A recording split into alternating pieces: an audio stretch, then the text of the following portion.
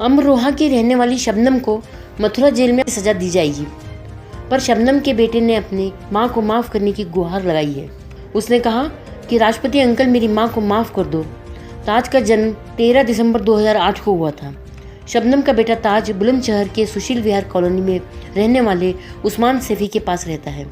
बता दें कि कुछ दिन पहले ही उस्मान सैफी ताज को जेल में बंद उसकी मां शबनम से मिलाने के लिए उसे रामपुर जेल ले गए थे।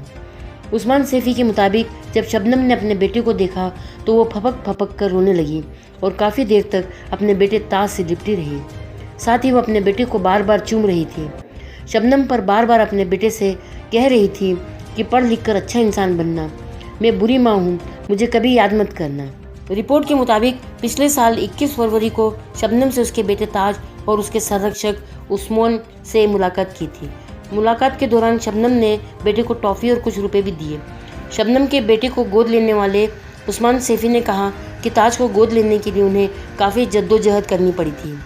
इसके लिए जेल में उन्होंने शबनम से 24 बार मुलाकात की थी। शबनम और उस्मान सैफी एक ही कॉलेज में पढ़ते थे। शबनम उस्मान से 2 साल सीनियर थी। उस्मान को काफ़ी कोशिशों के बाद बच्चे ताज की परवरिश की जिम्मेदारी मिल गई। शबनम और सलीम के केस में 100 तारीखों तक बहस हुई थी। उसमें 29 गवाहों ने शबनम और सलीम के खिलाफ गवाही दी थी। इस मामले की सुनवाई 27 महीनों तक चली थी। इसके बाद 14 जुलाई 2010 को शबनम और सलीम को दोषी करार कर दोनों को फांसी की सज़ा सुनाई गई। इस केस में गवाहों से 650 सवाल किए गए, 160 पेज में सज़ा सुनाई गई और शबनम सलीम के केस की सुनवाई 3 जिला जजों के कार्यालय में पूरी हुई। कहा जाता है कि जिला जज S.A. हुसैनी ने 29 सेकंड में फांसी की सज़ा सुनाई थी। दक्ष विजन रिपोर्ट।